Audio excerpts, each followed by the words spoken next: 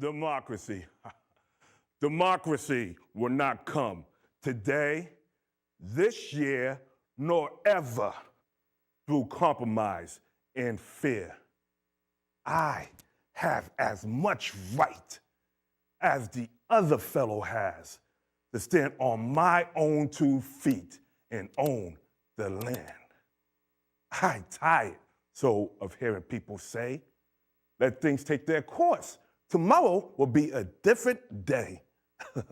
I do not need my freedom when I'm dead. I cannot live on tomorrow's bread. Freedom is a strong seed planted in a great need. I live here too. I want freedom just as you. Langston Hughes wrote that poem in 1949, and we are still not receiving democracy today. As my cousin Bill was talking about earlier, we need some more work to do. You know, we have needles in the parks in our public schools where kids can step on them and they're not being removed after we brought the issue up time and time again. Gentrification is happening. You know, there's a lot going on in this world today that democracy is not working. But now, joining me is my good friend, Mr. Eddie, that's E-D-D-I-E-H-A-S-S-E-L-L, Eddie Hassel. Welcome to Going Uptown. Thank you.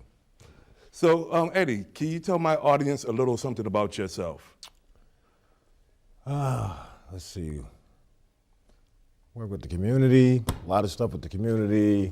Involved with the play. I've been going on my second year. It's been a real treat, new experience for me, of course, you know. So what attracted you to become an actor? It's something I did when I was younger. I played around with it in school. Something, you know, I walked into like a drama class by accident, and I just started playing around with them for a while and found out I was in the wrong program, and then they kicked me out. But then I was like, wow, that's something I could probably do. And, you know, I joke around a lot, of course, and everything like that. And so you kind of put me back into what I feel comfortable doing, I guess. And then you joined the Oscar Micheaux Family Theater Program Company last year. How has that experience been like for you? It's been a very, very great experience. It's been very learning. You learn a lot. I learn a lot about my history. It's been fun. It's just anything in the theater arts or something like that, this is the place to get it. You know, you guys take your time, you teach us, we walk it through, we learn, we feed off each other, and hopefully one day I'll become a great actor or something like that. But yes. And our playwright, founder, artistic director, Brother Haywood Fennell, how's it working with him? Haywood's great. Haywood, he's hit there, he listens to you, take his time. I mean, he's not afraid to tell you what you're doing wrong. You know, he stands by you, and if he believes in you, which he's been staying on me hard and everything, and he sees something in me. I don't know what he sees yet, but I know he sees something in me. But Haywood is a great mentor and he knows a lot about his history, and he's great, you know, inspiring to everyone else. And anybody who doesn't believe in Haywood, you have to work with the man, and you understand. He's a great man. Great man, great man. And our director, Sister Monica Anderson Spencer. Great, she's wonderful, and she's our stage director and everything, and she's just powerful voice, and she's, you know, she walks you through everything. It's been like a great experience, and I welcome people to come out and join us, you know, join the family, the Oscar, you know, family, and a learning experience. And so what are some of the things that you learned? Me, I learned how to become out of my skin to be Claude McKay. You know, I learned how to just use your words, bring the character to life. You know, you want people to feel what you're bringing to that. So I'm portraying Claude McKay, and it's just, you gotta bring it. You gotta bring it so when you tell that story, you wanna feel it, they wanna hear it, they wanna understand. When I do the poem, when we must die, you want to know how it is when we die. You know, if we must die, you want people to feel that, and you want to bring that energy and everything, and that's what you guys taught. And that's one of the good things too, because you know you don't just go on stage and recite lines.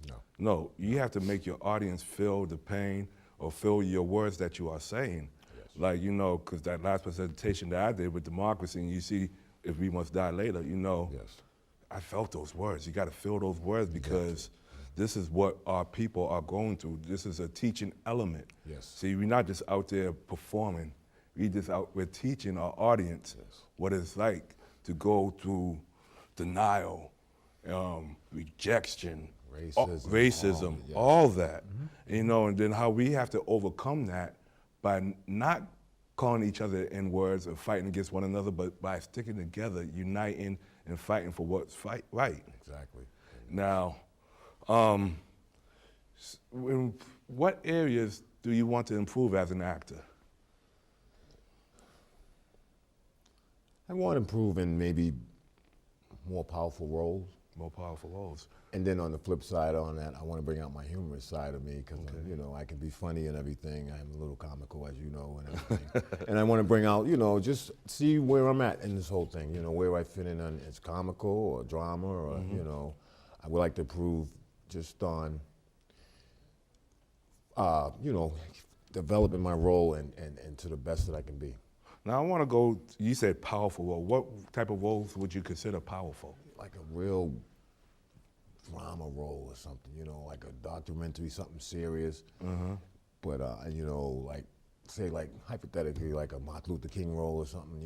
I want to bring that character, you know, something powerful that you can bring there, like how Will Smith would do Ali or something like that. Yeah. I want to bring some, you know, give me a role like that I can bring out that person type of Well, you pretty much do with Claude McKay, but you know we got to expand that role. So we you were know talking that's about what you want to do. You want to expand that. that on. Expand Yeah. that on. Yes. Take that whole project on itself, like the story of Claude McKay. Yes. Or like the story of Martin Luther King. Yeah, Yes, I feel you on that. I feel you on I want to that. bring it all the way to its.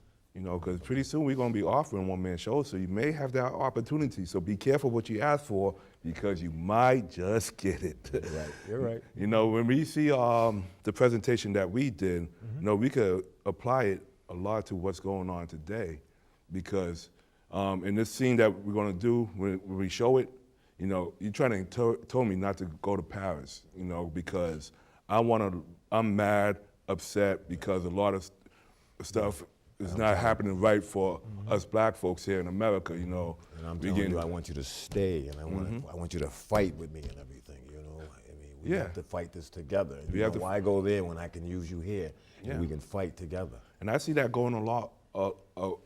It's going around right now a lot because you know a lot of people is getting frustrated with what's happening here in our communities, and I mean some people are getting forced out of here by going to like Brockton and stuff like that. But a lot of people ain't just like forget it.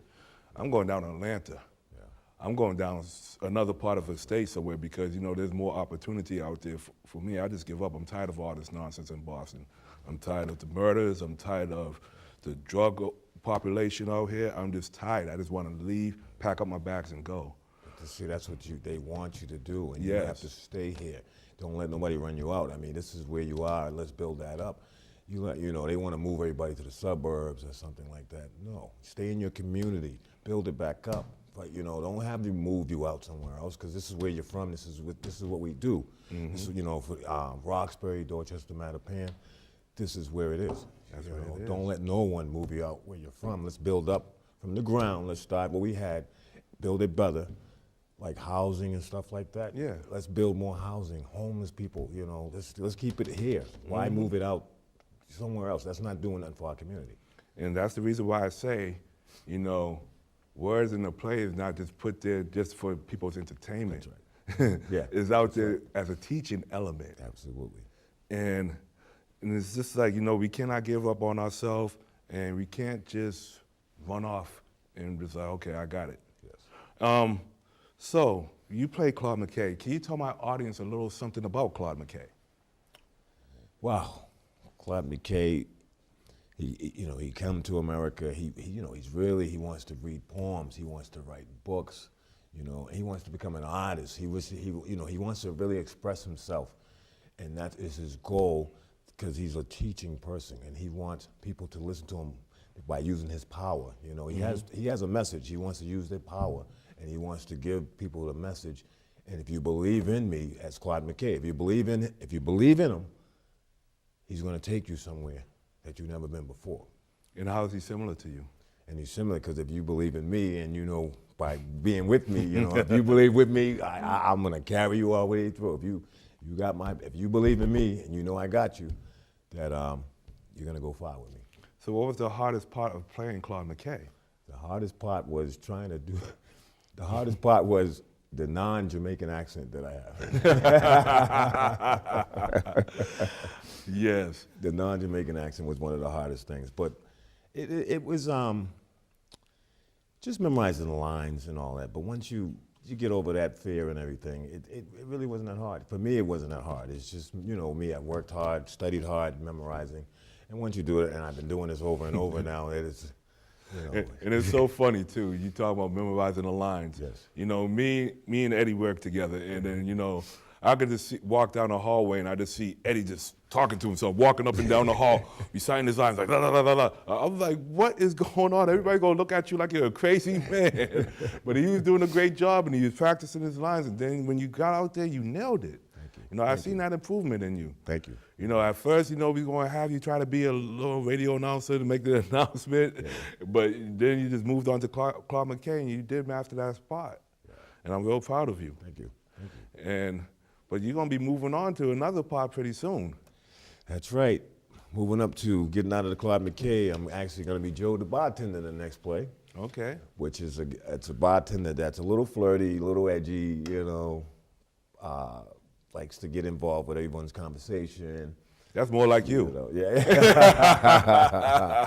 You know, he's a little, you know, like a bartender. But, you know, as a bartender, you listen to people's problems and everything like that. And, you know, you give your input, your information if you can. And it's a different role for me, but it's kind of like me in general. You know, you have to have a sense of humor. You have to listen, you know, and it's exciting to play this role. It's different for me, and hopefully I nail this role too. And then hopefully you bring that comedic side that you want to show everybody. Absolutely, absolutely. You know, though he look like Charlie Murphy, he could be like, he could do a documentary on Charlie Murphy. But we are going to take a break, and we're going to see our presentation that me and Eddie worked so hard on here at BNN. This is Going Uptown with Uptown Brown. Claude McKay, how are you, my friend? Langston Hughes, my friend, I heard you leaving America. Is that true? Yes, my dear friend. I'm just so tired of people saying no to me over and over again. But over there in Paris, better for us. I can feel it. Hey, why don't you come too, my friend? No, I left my home country in Jamaica to come here to America, to read poems, to write books, and to become an artist. Okay. I will not leave, but stay here in America and fight for the freedom we all need. Can't. I have written new work about fighting back. Oh, you have? Yes, I have. When we, as wrong as people, we must fight injustice for justice. Okay. You care to listen? Oh, by all means, speak to us, my friend.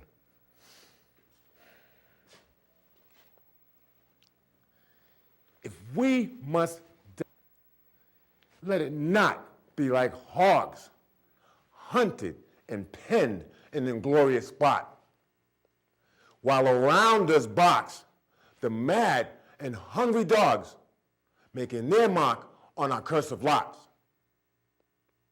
If we must die, oh, let us nobly die, so that our precious blood may not be shed in vain. Then, even the monsters that we defy shall be constrained to honor us, though dead. O kinsmen, we must meet the common foe. Though far outnumbered, let us show us brave.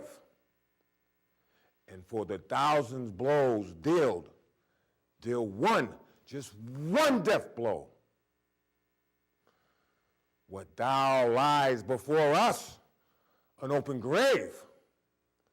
Like men, We will face the murderous, cowardly pack pressed to the wall, dying, but fighting back. Excellent reading, Claude. Excellent. You must come with me to Europe. Your words are powerful and can be even more powerful over there. Paris? No, Langston. My fight is here. I have traveled many miles across the ocean to get here to America. And I intend to get my feet wet by helping people to believe that they can achieve by using my talent to build our power. Okay. You go on to Europe if you must and get stronger. I will. And when you feel the urge, my friend, come back here and help us here in America. Farewell, my friend. Farewell, my friend. Farewell. Farewell, my friend.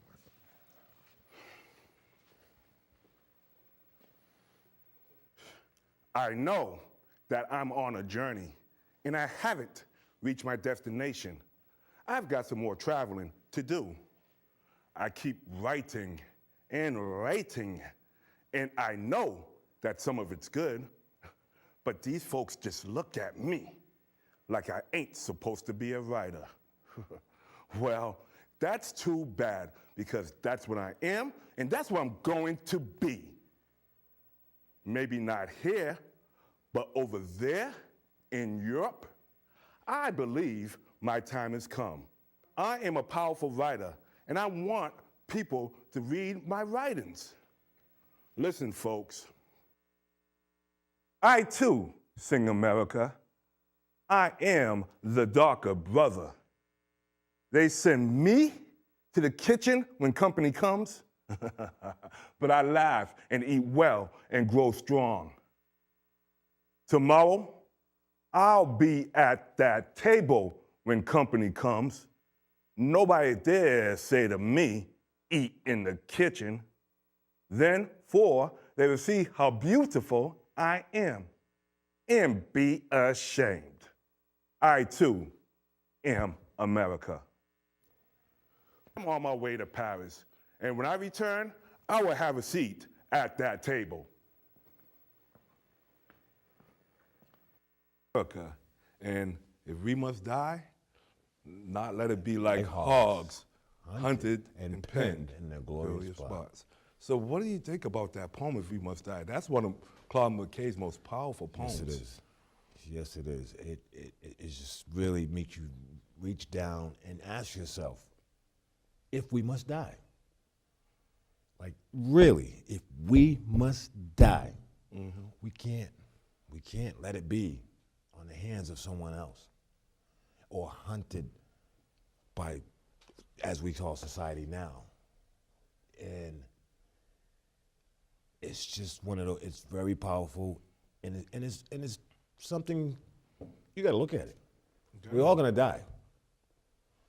But on the hands of how we gonna die? That is the question. You know? You wanna die fighting, or you wanna die running? That's right. And that's really, you know, and then you see the monster, as you've seen the monster, I had to say it was, you know. Number 45. Yes, number 45. And at the way the country's going, are we gonna let him make us die? Or we're gonna overcome what he's trying to do and move on, because we're not gonna die of the hands of someone else. If we're gonna die on our own. We're gonna die natural causes or whatever case may be. Or, you know, we just have to unite and fight. And fight back. That's like how you call the people, you said. I said, you know, we're gonna fight together using my power or anyone's power, using a figure that you believe in or a higher power, which really is the case, a higher power, to overcome. And that's why, you know, this is why I love being part of the Oscar Micheaux Family Theater Program Company, because we research our characters. Like Langston Hughes, you know, I felt a similarity to Langston Hughes because, you know, he's passionate for what he believes in. I'm passionate too with my words. I go out there and speak my mind and fight for what I want. I don't care if people don't like what I'm saying or not. You know, it's all about you can't sugarcoat stuff. You got to be straightforward. She also plays Miss Evelyn, where she talks about her hair being different and her skin color being different.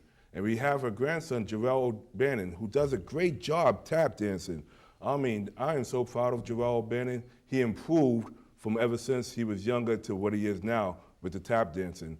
We also have Reverend Ruthenia Tukes singing some powerful songs, and you will be hearing that song at the end of the show. And of course, we have oh my goodness, Sister Monica Anderson Spencer.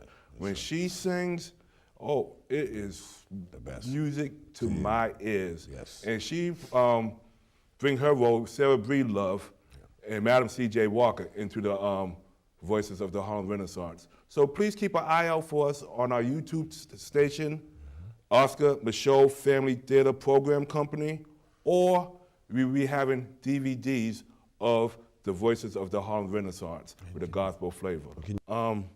So, you know, we got a few more minutes, and I just want to ask you, what is next? What is next for Mr. Eddie Hassel? Well, we've been kind of talking a little bit.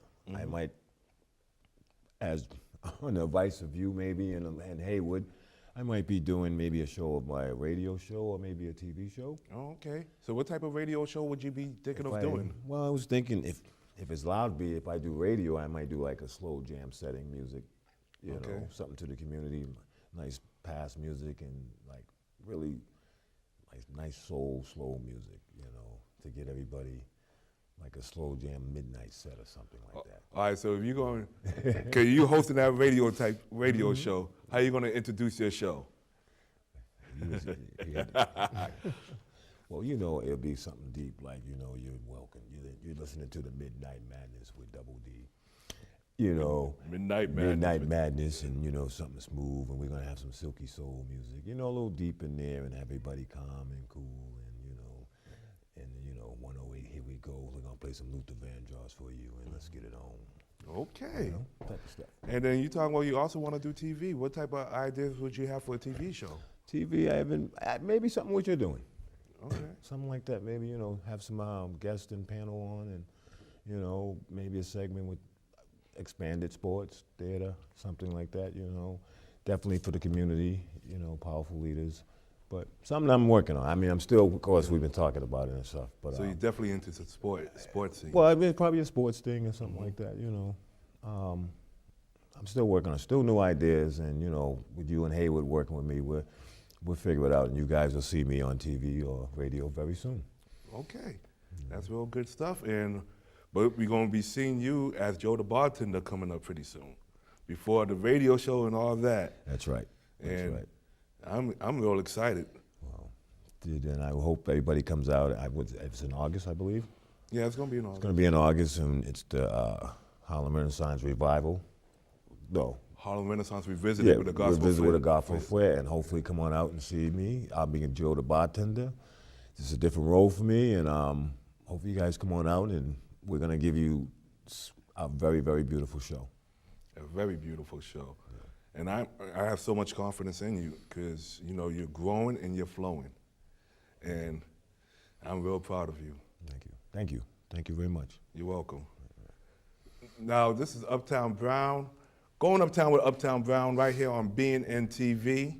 And I'm real excited for some of the things that I am about to do coming up. Next week, I will be going to Grant AME Church. At Grant AME Church, there will be a Youth with a Purposeful Praise event located at Grant AME Church, located on 1906 Washington Street. Next Friday, April 12th, between the hours of 6:30 p.m. through 9:30 p.m.